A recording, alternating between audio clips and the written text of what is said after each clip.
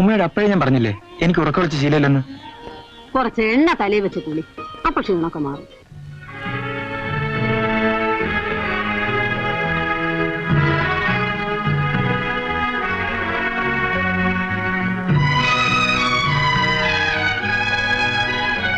മൊയ്തീൻ കുഞ്ഞ് ജയിലിൽ നിന്ന് വന്ന് 2 മാസമായിട്ടും അങ്ങോട്ട് കാണാതായപ്പോ നമ്മളിങ്ങോട്ട് അന്വേഷിച്ചിറങ്ങിയതാ.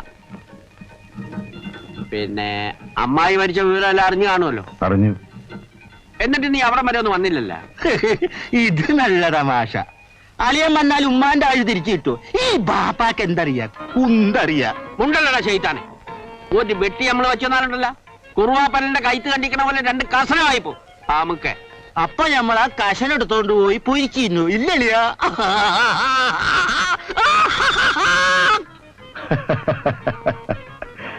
അതിരിക്കട്ടെ, മാമാക്ക് ഇപ്പൊ കച്ചവടമൊന്നുമില്ലേ? ആരെ കൊണ്ടാവും മോനെ ഈ സൈക്കിളും ചവിട്ടി നാട് മുഴുവൻ നടക്കാൻ? വയസ്സും പ്രായം ആയില്ലേ? എങ്കിൽ മൂസ വെറുതെ നടക്കല്ലേ, അവൻ ചെയ്യട്ടെ. അല്ലോ മീൻ കച്ചോടാ. അതിന് വേറെ ആലോചിക്കാ മതി. നിനക്ക് ആക്ഷേപമാ? ഇത് നല്ല തമാശ. ആക്ഷേപമാണോ എന്നാ? ഐസിലിട്ട മീൻ വിൽക്കണാനായിട്ട് നാട്ടുകാര് ബാപ്പാനെ വിളിക്കുന്ന പേരെന്താന്നറിയാ? ഐസ് വീരാൻ കുഞ്ഞിന്ന്. നീ പേര് ഞമ്മക്കും കിട്ടണ, അതിന് മൂസാനെ കിട്ടൂല. അല്ലെങ്കിലും മരിക്കാൻ നേരത്ത് ഈ മോന്റെ ഇന്ന് ഒരിറ്റ് വെള്ളം കിട്ടുമെന്നുള്ള ആശ നമുക്കില്ല. ദാഹിച്ചും മോഹിച്ചും നേർന്നും കിട്ടിയ ഹമുക്കിന്റെ വർത്തമാനം കേട്ടില്ല. അവൻ എന്തിനാ വെറുതെ കുറ്റം പറയുന്നേ? ബാപ്പയും ഉമ്മയും അവനെ വളർത്തിയതിന്റെ ദോഷമായി ഇതൊക്കെ. ഇതങ്ങനെ പറ. ഇത്താത്താക്ക് വിവരവും വെള്ളിയാഴ്ചയുണ്ട്, ഈ ബാപ്പാക്ക് അതില്ല. ആ, ഇനി എന്താണ് മൊയ്തീൻ കുഞ്ഞിന്റെ പരിപാടി? എന്ത് പരിപാടി? ഇങ്ങനെയൊക്കെ കഴിയണം എന്ന് പറഞ്ഞാ പറ്റുമോ? ഒരു പെങ്കിടാവുള്ളത് പിടിപിടി നല്ലേ വളർന്നു വരുന്നത്, അതിനെ കെട്ടിച്ചയക്കണ്ടേ? അതിനുള്ള സൗകര്യങ്ങൾ ഉണ്ടാകുമ്പോ അതങ്ങ് നടക്കും. ഇത് നല്ല തമാശ. എന്നേക്കാളും 8-10 വയസ്സിന് താഴെയാണ് ഷഹീദ. അവരെ കെട്ടിച്ചയക്കാനാണ് ബാപ്പാക്ക് തിടുക്കാം. കെട്ടുപ്രായം കഴിഞ്ഞ് മുരടിച്ച് കഴിഞ്ഞാൽ നമ്മുടെ കാര്യം നോക്കാൻ ഈ ദുനിയാവിൽ ആരുമില്ല. ഈ ബാപ്പാക്ക് എന്തറിയാം? കുന്തറിയാം. നമുക്ക് ദുർവാശി പിടിച്ചാലോ സൈര? എങ്ങനെ നോക്കിയാലും നമുക്കൊത്തണങ്ങി പോകുന്നൊരു കല്യാണാലോചനയാണ് വല്ലിപ്പോ കൊണ്ടുവന്നിരിക്കുന്നത്. അല്ലെന്നൊന്നും ഞാൻ പറഞ്ഞില്ല.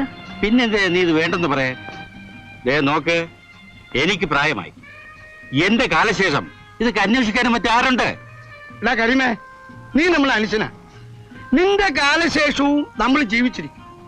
എന്നാലും കല്യാണം നടത്തിച്ചുള്ള എക്സ്പീരിയൻസ് നമുക്കുണ്ടോടാ മോനെ? മോളെ, നീ ഒരു ജയിൽപ്പുള്ളിയുടെ മോളാ, അതീ മറക്കണ്ട. തറവാട്ടിൽ പെടുന്ന ഒരു ചെറുക്കനും നിന്നെ കെട്ടൂല്ല. ഇക്കൊന്നും മിണ്ടാതിരിക്കെ, അതൊന്നും പറഞ്ഞ് അവളെ വിഷമിപ്പിക്കല്ലേ. അല്ലോ, അതിന് ഞമ്മ എന്ത് പറഞ്ഞു? ഈ ക്ലൈമറ്റിൽ നേര് പറയാനും പാടില്ലേ? ഇപ്പനാരടാ ഇക്ക ഗുസ്തി കാണാൻ പോണെന്ന് പറഞ്ഞിട്ട് പോകുന്നില്ലേ? പടച്ചോനെ, ഇതിനേക്കാൾ ഇമ്പോർട്ടന്റ് വിഷയം നമ്മളങ്ങ് മറന്ന് വമ്പിച്ച ഘാട്ടാ ഗുസ്തിയാ. അപ്പൊ നിങ്ങൾ സംസാരിക്കേ, നമ്മൾ പോയിട്ട് വരാം. നീ ഒന്നുകൂടി ആലോചിക്കൂ സൈര. നിങ്ങൾക്കൊക്കെ എന്റെ വിവാഹം നടത്തിയേ ഒക്കുമെന്ന് നിർബന്ധമാണെങ്കിൽ മുഴുവനും പറ. എനിക്കിഷ്ടപ്പെട്ട ആളെ വിവാഹം കഴിക്കാൻ എന്നെ അനുവദിക്കണം. ഇഷ്ടപ്പെട്ട ആളോ? അതാരേ?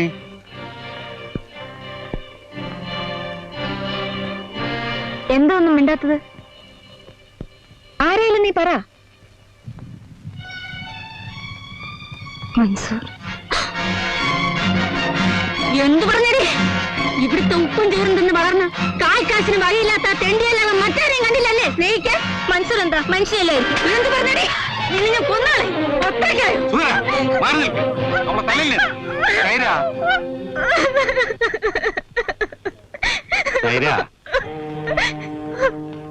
മോളെ, ഉമ്മ നിന്നെ അടിച്ചതിൽ ഇത്ര വിഷമിക്കാൻ എന്താണ് മോളെ ഉള്ളത്?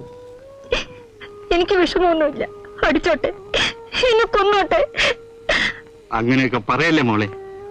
കല്യാണം കഴിഞ്ഞതിന് ശേഷം നിന്റെ ഉമ്മ സന്തോഷം എന്താണെന്ന് അറിഞ്ഞിട്ടില്ല. നിന്നെ ചൊല്ലി മാത്രമാണ് ഇപ്പോഴും അവൾ ജീവിക്കുന്നത്. ആ ഉമ്മയെ ഒരിക്കലും നീ വേദനിപ്പിക്കരുത് മോളെ. അതിന് ഞാൻ എന്ത് ചെയ്യാനാ? മൻസൂറിനെ നീ മറക്കണം. എനിക്ക് അതിന് കഴിയില്ല മോളെ. മൻസൂറിനേക്കാൾ യോഗ്യനായ തറവാട്ടുകാരനായ ഒരു പയ്യനെ എന്റെ മോക്ക് കിട്ടും. പക്ഷെ അയാൾ എന്റെ വയറ്റിൽ കിടക്കുന്ന കുഞ്ഞിന്റെ ബാപ്പയാവില്ല. എന്താ? അതെ വല്ലിപ്പ, ഞാനൊരു ഉമ്മയാവാൻ പോവാണ്. എന്നെ ചോറിന് നന്ദി കാണിക്കാത്ത പെണ്ണി, നിന്നെ കൊല്ലടാ കൊല്ലും. ഇങ്ങനത്തെ മോനെ എനിക്ക് വേണ്ട. ഇങ്ങനത്തെ ഒരു പോക നിനക്ക് തന്നല്ലോ റബ്ബേ. അടിക്കില്ലേ? അവനെ കുറെ ദേവത്തിന് ഒലിപ്പിച്ചുകൊണ്ടൊന്നും കാര്യങ്ങൾക്ക് പരിഹാരമാവില്ല.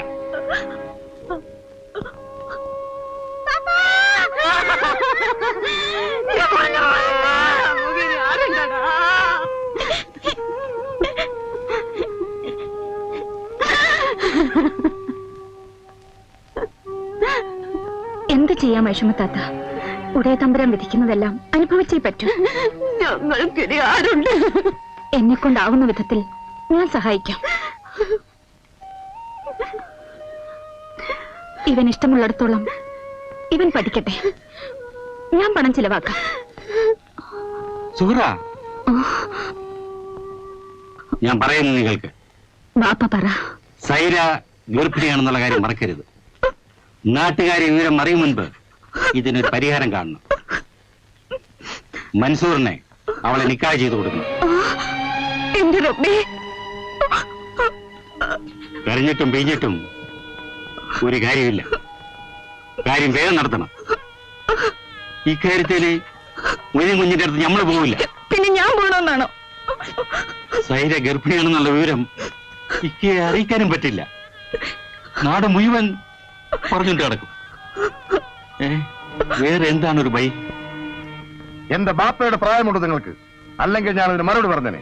നമ്മളോട് തട്ടിക്കേറിട്ട് എന്ത് കാര്യം? സുഹൃ പറഞ്ഞു അയച്ചത് നമ്മൾ ഇവിടെ വന്ന് പറഞ്ഞ് പോസ്റ്റുമായി എഴുത്തുകൊണ്ടിരുന്ന പോലെ. എന്നെ ഈ നിലയിലെത്തിച്ച ആ കള്ളമുസ്ലിയാരുടെ മകനെ കൊണ്ട് എന്റെ മകളെ കല്യാണം കഴിപ്പിച്ച് എന്നോട് പക വീട്ടാണല്ലേ അവരുടെ ഉദ്ദേശം. മൊയ്തീൻ കുഞ്ഞിന്റെ വാദത്തിൽ ന്യായമുണ്ട്. പക്ഷെ സൈലമോളും മൻസൂറും തമ്മി ഇത്തിരി അടുപ്പത്തില. ആ ചെറുക്കനെ അല്ലാതെ വേറെ ആരെയും കെട്ടില്ല എന്നാണ് ആ പെണ്ണിന്റെ ഇപ്പോഴത്തെ കണ്ടീഷൻ. എങ്കിൽ ഉമ്മയും മോളും നടത്തട്ടെ, എന്നെ അതിനെ കേൾക്കണ്ട. നിങ്ങൾ വേണ്ടാത്ത വിചാരങ്ങളുമായി നടന്ന് ഇല്ലാത്ത പൊല്ലാപ്പുകളൊന്നും വരുത്തി കൂട്ടണ്ട. സൈരയുടെ കല്യാണം അവരുടെ ഇഷ്ടം പോലെ തന്നെ നിങ്ങൾ പോയി നടത്തി കൊടുക്കണം. അങ്ങനെ പറ, അതാണ് ന്യായം. എന്ത് ന്യായം എന്ന് പറഞ്ഞാ അത് ഒരു ഒരു ഒരു ഒരു അവരെങ്ങനെ വിവരമറിയിക്കും ഓടിച്ചെല്ലാൻ ഞാൻ അവരുടെ വളർത്തുപറ്റിയൊന്നുമല്ല. സൈരയുടെ ബാപ്പയാണ് നിങ്ങള്. അവളെ നിക്കാഹ് ചെയ്ത് കൊടുക്കേണ്ടതും നിങ്ങൾ തന്നെയാണ്. ആണോ? അങ്ങനെ ഒരു ചുമതല ബാപ്പയ്ക്കുണ്ടല്ലേ? ഉണ്ടല്ലോ. അതല്ലേ നമ്മൾ തേർഡ് പേഴ്സണായിട്ട് ഇവിടെ ഇന്റർവ്യൂവിന് വന്നത്. എങ്കിലേ മൊയ്തീൻ കുഞ്ഞ് ഞാനാണേലേ മൊയ്തീൻ കുഞ്ഞ് നിശ്ചയിക്കണ തെക്കന് തന്നെ എന്റെ മകളെ നിക്കാഹ് ചെയ്ത് കൊടുക്കുമെന്ന് നിങ്ങളെ എന്ന് പറഞ്ഞേക്ക്. പടച്ചോനെ ഓർത്ത് നിങ്ങൾ ഇങ്ങനെ വാശി പിടിക്കല്ലേ. ആ പെൺകൊച്ചിന്റെ ജീവിതം നശിപ്പിക്കരുത്. എടീ, വർഷങ്ങളോളം ഞാൻ ജയിലിൽ കിടന്നു. എന്റെ കേസ് നടത്താൻ വേണ്ടി എന്റെ ബാപ്പയുടെ സ്വത്തിന്റെ ഒരു അംശം ചെലവാക്കിയിരുന്നെങ്കിൽ ഒരുപക്ഷെ ഞാൻ ജയിലിൽ കിടന്ന് നിറയിക്കില്ലായിരുന്നു. നിനക്കറിയാമോ? നിങ്ങളെ ഒന്ന് പറഞ്ഞേക്കാക്ക, സൈറ എന്റെ രക്തത്തിൽ പിറന്ന പെണ്ണാണേല് ഞാൻ നിശ്ചയിക്കുന്ന ചെറുക്കന് തന്നെ ഞാൻ അവളെ നിക്കാഹ് ചെയ്ത് കൊടുക്കുമെന്ന്. അങ്ങനെ ആരുടെയും കാല് പിടിച്ച് കല്യാണം നടത്തണ്ട. അല്ലാതെ തന്നെ നടക്കുമെന്ന് ഞാനൊന്ന് നോക്കട്ടെ. അതാണ് നമ്മളും പറയുന്നത്. വേണ്ടി വന്ന ഒരു വേൾഡ് ബാർ തന്നെ നടത്തും. എന്നാലും വിട്ടുകൊടുക്കുന്നത് ഒരു ഒരു ഒരു ഒരു ഒരു ഒരു ഒരു ഡിഫിക്കൽട്ടീസ് ആണ്. ഇക്കൊന്നും മിണ്ടാതിരിക്കെ. ഇതൊന്നും അത്ര എളുപ്പമുള്ള കാര്യമല്ല. ബാപ്പ ജീവിച്ചിരിപ്പുണ്ടെങ്കിലേ ബാപ്പ തന്നെ നിക്കാഹ് ചെയ്ത് കൊടുക്കണമെന്നല്ലേ മുസ്ലിം നിയമം. അതാണ് വേറൊരു ഏനക്കേട്. ഞാനും ഒന്ന് ചോദിക്കട്ടെ, ഒരു ബാപ്പ അതിന് തയ്യാറായില്ലെങ്കിൽ ജീവിത അവസാനം വരെ ഒരു മകള് കല്യാണം കഴിക്കാതെ നരകിച്ച് മരിക്കണമെന്നോ?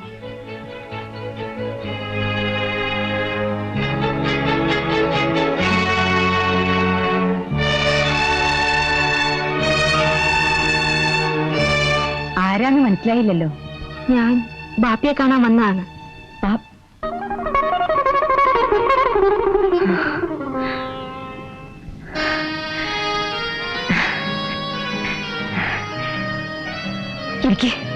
ഞാനിവിടെ നിന്നോളാം അമ്മ. ഷഹീദ, ഷഹീദ,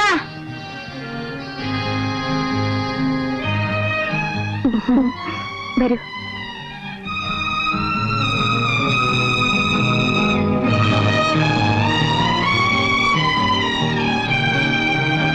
ഞങ്ങൾ തമ്മിലുള്ള വിവാഹത്തിന് ഷഹീദ ബാപ്പയെ പറഞ്ഞ് സമ്മതിപ്പിക്കണം.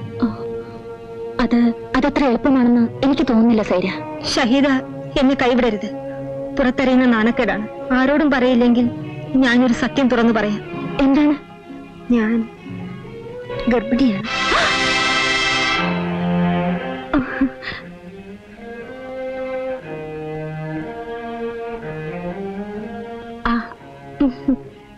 സൈര സമാധാനമേ ഇരിക്കും. മൻസൂറുമായുള്ള നിന്റെ നിക്കാഹ് നടക്കും. ഉടയതമ്പുരാൻ നടത്തും. ഷഹീദ വേണം എന്റെ കയ്യിൽ മൈലാഞ്ചിയുടെ. ശരി. നിനക്ക് എന്റെ മോൾ സൈറാനെ നിക്കാഹ് കഴിക്കാൻ ഇഷ്ടാണോന്ന്? നീ എന്താടാ ഒന്നും മിണ്ടാത്തത്? നിന്നോടല്ലേ ചോദിച്ചത്? പുയ്യാപ്പിള എന്തിനാണ് ഇവനോട് ചോദിക്കണത്? പിടിച്ചിരുത്തി അങ്ങനെ നിക്കാഹ് കഴിച്ചോട്. ഇവനല്ല ഇവന്റെ ഉപ്പുപ്പാക്ക് തീർക്കാനാവൂല. മാമാ നിൽക്ക്. മൂസ എന്താണെന്നും മിണ്ടാത്തത്? അളിയൻ വെറുതെ എന്നെ അളക്കുവന്നല്ല. എന്തിനളക്കടപട? നിനക്ക് സമ്മതമാണെ തുറന്നു പറ. സാറേ ഇന്ന് തന്നെ നിനക്ക് ഞാൻ നിക്കാഹ് ചെയ്തു തരും. ഓ എന്റെ റബ്ബേ, എന്താണ് ഞാൻ ഈ കേക്കണത്? ഓ എന്റെ അളിയാ, പൊന്നാരളിയാ. അളിയനാണ് എന്റെ പൊന്നാരളിയൻ. അളിയനെ ഞാനൊന്ന് കെട്ടിപ്പിടിച്ച് മൊത്തട്ടെ. നാളെ കയറി കാട്ടല്ലേ? മാറി നിൽക്കണേ നമുക്ക്. അവന് മുരിച്ചി പ്രാന്ത നമുക്ക്. പിന്നൊരു കാര്യം, സയറായ മാത്രമേ നിനക്ക് കിട്ടൂ. അവളുടെ പേരുള്ള സ്വത്ത് മരണം വരെ നീ ആശിച്ചു പോരുത്. സമ്മതിച്ച്. നമുക്ക് സ്വത്തും വേണ്ട, പണവും വേണ്ട, സ്വർണവും വേണ്ട. സൈരാനെ മാത്രം, സൈരാനെ മുഴുവനോടെ നമുക്ക് നിക്കാഹ് ചെന്നാ മതി. അപ്പൊ മാമ, ഞാൻ പോയി മുസ്ലിയാരെ സാക്ഷികളെ വിളിച്ചോണ്ട് വരാം. സബീനെയും ഷഹീരെയും കൂടെ വിളിച്ചോ. വേണ്ട.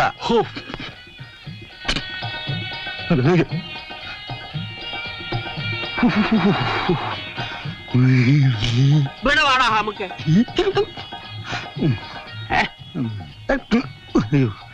ഒരു പെണ്ണിനെ കിട്ടാന്ന് വെച്ചപ്പോ അവന് ബോധക്കേടായിപ്പോയി. സ്വത്ത് തരാൻ പറ്റൂല്ലെങ്കിൽ എന്തിനാടാ പിന്നെ നിക്കാഹിന് സമ്മതിച്ചത്? ബാപ്പാക്ക് സ്വത്ത് കിട്ടാഞ്ഞിട്ട് ഞമ്മക്ക് ഈ ബാപ്പാക്ക് എന്തറിയാ, കുന്തം അറിയാ. മൊയ്തീൻ കുഞ്ഞിന്റെ വേലത്തിന് ഞമ്മ അടുത്ത് നടക്കൂല. നിയമം കുറച്ചൊക്കെ വീരാനിക്കും അറിയാം. നിക്കാഹൊന്ന് നടന്നോട്ടെ, പിന്നത്തെ കളിയല്ലേ കളി. സൈര പറഞ്ഞ വിവരങ്ങളെല്ലാം ഞാൻ അറിഞ്ഞു. എനിക്കൊരു അബദ്ധം പറ്റി. പക്ഷേ സൈര എന്റെ അനിയത്തിയാണ്. മൻസൂറാണ് ഇനി അവൾക്ക് ധൈര്യം കൊടുക്കേണ്ടത്. നിങ്ങളുടെ വിവാഹം നടക്കാൻ പടച്ചവനോട് ഞാനും പ്രാർത്ഥിക്കാം.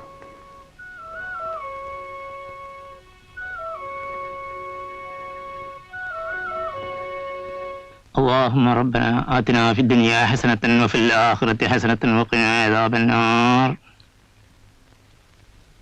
അസ്സലാമു അലൈക്കും. വാലേക്കും അസ്സലാം.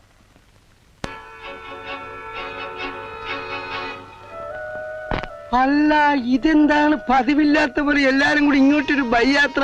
ഇങ്ങോട്ട് വരാൻ പാടില്ലായിരിക്കും എന്ന് നമ്മൾ പറഞ്ഞില്ല. വീട്ടുമര്യാദ അനുസരിച്ച് ഒരു ക്വസ്റ്റ്യൻ പേപ്പർ ചോദിച്ചു എന്ന് മാത്രം. ഏതായാലും വന്ന കാര്യം നിൽക്കാതെ ഇങ്ങോട്ട് കയറി കുത്തിരിക്കും. സൽക്കാരം കൊള്ളാം. സ്വന്തം വീട്ടിൽ കയറിയിരിക്കാൻ അന്യനൊരുത്തന്റെ അനുവാദം വേണം.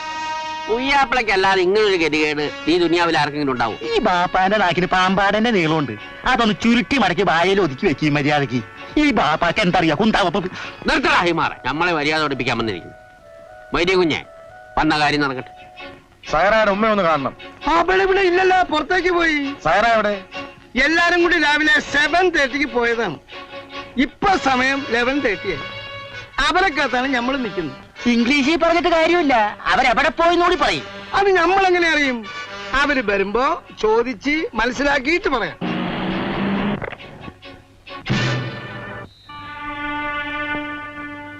ആ അതെ, അവര് വരുന്നേ. മൊയ്തീൻ കുഞ്ഞോ, ഇവരൊക്കെ എപ്പോ വന്നേക്കാ? കഷ്ടിച്ച് 5 മിനിറ്റ് ഉണ്ടായിക്കാണ്. കയറിയിരിക്കാൻ പറഞ്ഞില്ലേ? ഞങ്ങൾ നിങ്ങളുടെ സൽക്കാരത്തിനൊന്നും വന്നതല്ല. ഞങ്ങൾ സൈറാനെ കൂട്ടിക്കൊണ്ടുപോകാൻ വന്നതാണ്. ഞങ്ങളെന്ന് പറഞ്ഞാല് അവരുടെ ബാപ്പയും ഭർത്താവും. ഭർത്താവോ? എന്താ അർത്ഥം മനസ്സിലായില്ലേ? ഈ നിൽക്കുന്ന മൂസ സൈറായെ ഞാൻ നിക്കാഹ് ചെയ്ത് കൊടുത്ത പുരുഷൻ. പുരുഷൻ? നിങ്ങൾ നിക്കാഹ് ചെയ്തു കൊടുത്ത പുരുഷൻ? അപ്പോ ഈ നിൽക്കുന്ന പുരുഷനോ? അവനും അവളെ വിവാഹം ചെയ്തതാണ്. ബാപ്പ ജീവിച്ചിരിക്കെ അയാൾ അറിയാതെ മോളുടെ നിക്കാഹ് എങ്ങനെ നടക്കും?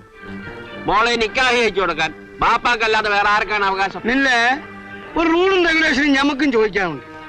ബാപ്പ മനഃപൂർവ്വം നിക്കാഹ് കഴിച്ച് കൊടുക്കൂല എന്ന് ഭാഷ പിടിച്ചാല് മാപ്പിളയ്ക്ക് പെണ്ണിന്റെ കൂടെ പൊറുക്കാനൊക്കെയല്ല. അതാണ് ഇസ്ലാമിക് നിയമം. നിയമം ഞങ്ങൾക്കറിയാം. അവൾക്ക് ഇഷ്ടപ്പെട്ട പുരുഷനെ നിക്കാഹ് ചെയ്ത് കൊടുക്കാൻ അവളുടെ വാപ്പ തയ്യാറായപ്പോൾ പ്രായപൂർത്തിയായ അവൾ രജിസ്ട്രാഫീസിൽ വെച്ച് അവളുടെ കല്യാണം നടത്തി. സംശയമുണ്ടെങ്കിൽ ഇതൊന്ന് വായിച്ചു നോക്കണം. വിവാഹം കഴിഞ്ഞാണ് ഞങ്ങൾ വരുന്നത്. നീ എന്താണ്ടാ തരിച്ചു നിൽക്കുന്നത്? മൊയ്തീൻ കുഞ്ഞെ, ഇതിനെന്തെങ്കിലും ഒരു വഴിയുണ്ടോ നമുക്ക് നോക്കാം. ബാ നീയും വേണോ നമുക്ക്? ഈ മൊയ്തീൻ കുഞ്ഞ് തോക്കണമെങ്കിൽ അവൻ മയ്യത്താകണം. ബാപ്പയെ കണ്ട് സങ്കടം പറയാൻ സൈര ഇവിടെ വന്നതാണ്. സ്വന്തം മകളോട് ബാപ്പ ഇത്രയ്ക്ക് ക്രൂരത കാണിക്കാൻ പാടില്ലായിരുന്നു. സൈരയെ ബാപ്പ കഴുത്തിഞ്ഞരിച്ച് കൊന്നിരുന്നെങ്കിൽ ഇതിലും എത്രയോ ഭേദമായിരുന്നു. നീ ആരോട് എത്ര കയർത്ത് സംസാരിക്കണേ? ബാപ്പയോട്. ഉമ്മ ഈ കാര്യത്തിൽ ഇടപെടരുത്.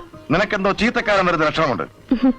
ബാപ്പയുടെ ശ്വാസമേറ്റിട്ടുള്ള ആർക്കാണ് ഇതുവരെ നല്ല കാലം ഉണ്ടായിട്ടുള്ളത്? ബാപ്പയെ സ്നേഹിച്ചിട്ടുള്ള ആർക്കെങ്കിലും കണ്ണീരും നൊമ്പരവും അല്ലാതെ മറ്റെന്തെങ്കിലും പകർന്നു കൊടുക്കാൻ ബാപ്പയ്ക്ക് സാധിച്ചിട്ടുണ്ടോ? ബാപ്പയെ ചൊല്ലിയാണ് ഉപ്പുപ്പ ആയുസത്തിന് മുമ്പ് മരിച്ചത്. ബാപ്പയെ സ്നേഹിച്ചു പോയി എന്ന ഒറ്റ കാരണത്താൽ ഈ ഇരിക്കുന്ന സ്ത്രീ കുടിച്ചുകൂട്ടിയിട്ടുള്ള കണ്ണീരിനും അനുഭവിച്ചിട്ടുള്ള കഷ്ടപ്പാടുകൾക്കും കഴിയും കണക്കുണ്ടോ? ബാപ്പ നിക്കാഹ് ചെയ്ത മറ്റൊരു സ്ത്രീയുടെ അനുഭവം മറിച്ചൊന്നുമല്ല. ബാപ്പയുടെ മക്കളായി പിറന്നു പോയതിനാൽ ഞാനും സൈരയും സഹിക്കേണ്ടി വന്നിട്ടുള്ള അപമാനവും തിന്നു തീർക്കേണ്ടി വന്നിട്ടുള്ള നമ്പരവും കുറച്ചു വല്ലതുമാണ്. നിർത്തല പറഞ്ഞത്. ബാപ്പ, ഞാൻ ബാപ്പയുടെ കാല് പിടിച്ചപേക്ഷിക്കുകയാണ്.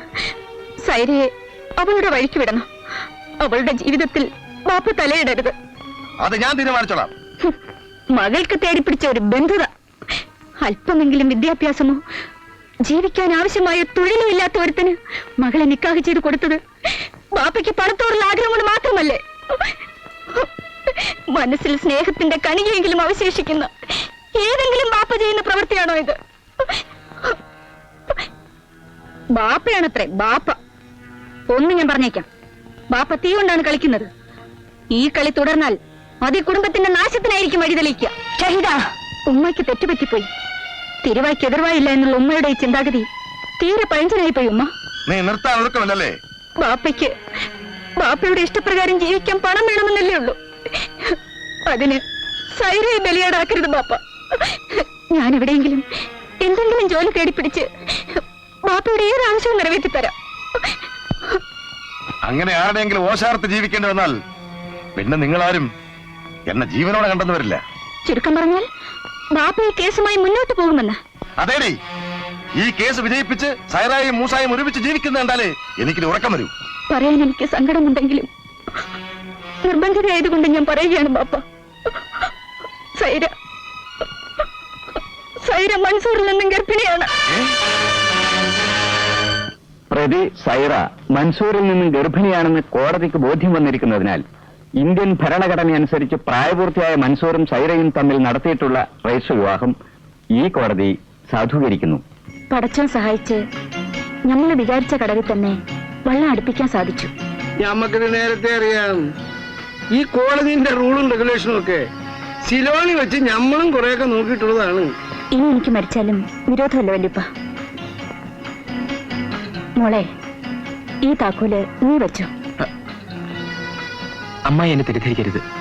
ഒരു കാര്യം പറയാൻ ഞാൻ ആഗ്രഹിക്കുന്നു. പുതിയാപ്പിളെ നീ തെറ്റിദ്ധരിക്കൂ. പറഞ്ഞു മോനെ. ജീവിതത്തിന്റെ വലിയൊരു ഘട്ടം അമ്മായി ദുരിതം അനുഭവിക്കുകയായിരുന്നു. അതിന്റെ കാരണക്കാരൻ എന്റെ ബാപ്പയായിരുന്നു എന്നുള്ള കുറ്റബോധം കുറച്ചുനാളെ എന്നെ വേദനിപ്പിക്കുന്നുണ്ട്. ഇപ്പോൾ ഇതൊക്കെ പറയുന്നത് കാരണമുണ്ട്. ആ താക്കോലിന്റെ ഉടമയായിരുന്ന വല്യപ്പയുടെ സ്വത്ത് മുഴുവൻ അമ്മായിയുടെ പേർക്ക് എഴുതി വയ്പ്പിച്ചത് എന്റെ ബാപ്പയായിരുന്നു. നേരാണ്. അന്നങ്ങനെ ചെയ്തില്ലായിരുന്നെങ്കിൽ ഈ വസ്തുക്കളെല്ലാം പണ്ടേ നശിച്ചു പോകുമായിരുന്നു. പക്ഷെ ഒന്ന് ആലോചിച്ച് നോക്കൂ, അന്നങ്ങനെ എഴുതി വെക്കാതിരുന്നെങ്കിൽ, മാമയുടെ കയ്യിൽ നിന്ന് ഈ താക്കോൽ കൂട്ടം അമ്മായി തിരിച്ചു വാങ്ങാതിരുന്നെങ്കിൽ സൈരയുടെ ബാപ്പ ഒരു കൊലപ്പുള്ളി ആകില്ലായിരുന്നു. വളരെ ശരിയാണ്. വെൽത്ത് ഈസ് ഹെൽത്ത് എന്ന് ആദ്യം പറഞ്ഞവനെ വേണം വെടിവെച്ച് കൊള്ളേണ്ടത്. പണം മനുഷ്യനെ ഇടങ്ങാറിലാക്കേ ഉള്ളൂ. ഇക്കൊന്നും മിണ്ടാതിരിക്കെ. മൻസൂറിന് പറയാനുള്ള പറയട്ടെ. ആ സ്വത്ത് നശിച്ചു പോകരുതെന്ന നല്ല വിചാരത്തോടെയാണ് ഉപ്പുപ്പ അങ്ങനെ എഴുതി വെച്ചത്. അല്ലാതെ സൈരയുടെ ബാപ്പ അത് അനുഭവിക്കരുതെന്ന് ഉപ്പുപ്പായ്ക്ക് ഉദ്ദേശമുണ്ടായിരുന്നില്ല. അതെങ്ങനെ ഉണ്ടാവും? കൽബിന്റെ ഉള്ളിൽ സ്വന്തം മോനോട് സ്നേഹം ഉണ്ടാവാതിരിക്കില്ലല്ലോ. മൻസൂറെ, അതിനിപ്പോ എന്ത് ചെയ്യണമെന്നാണ് പറഞ്ഞുകൊണ്ട് വരുന്നത്? രണ്ട് മുട്ടനാളിനെ അർത്ഥി നമുക്ക് മരിച്ചവർക്ക് വേണ്ടി ഒരു നേർച്ച നടത്തിയാലോ? ജീവിച്ചിരിക്കുന്നവർക്ക് ഉപകാരം ചെയ്താൽ മരിച്ചവരും സന്തോഷിക്കും മൂത്താപ്പ. ഉപ്പുപ്പായുടെ സ്വത്ത് സൈരയുടെ ബാപ്പയ്ക്ക് തിരിച്ചു കൊടുത്താൽ അതിലും വലിയൊരു പുണ്യം ഈ ലോകത്തിൽ വേറെയില്ല. ഉമ്മ എന്താണ് ഒന്നും മിണ്ടാത്തത്? 4 തലമുറക്കുള്ള സ്വത്ത് ഉമ്മയ്ക്ക് വേറെ ഉണ്ടല്ലോ. അമ്മായി, മാമ പകയുള്ള പാമ്പിനെ പോലെയാണ്. ഈ സ്വത്ത് കൊണ്ട് ഇനിയും ഇവിടെ അപകടങ്ങളെ ഉണ്ടാവും. നേരാണ് ഉമ്മ. ഇത് മനസ്സിലാക്കിക്കൊണ്ട് ഇവിടെ ജീവിക്കാൻ എനിക്ക് പേടിയാണ്. ആ സ്വത്ത് നമുക്ക് വേണോ ഉമ്മ? വേണ്ട മോളെ, നമുക്കിത് വേണ്ട. നീ താക്കോലെ ഇതിന്റെ അവകാശിക്ക് തന്നെ തിരിച്ചു കൊടുത്തേക്കോ. ബാപ്പയുടെ കയ്യിൽ നിന്ന് ഉമ്മയാണിത് വാങ്ങിയത്. ഉമ്മ എന്നെ ബാപ്പയ്ക്ക് തിരിച്ചു കൊടുത്തേക്കണം. ശരി, കൊടുക്കാം മോളെ.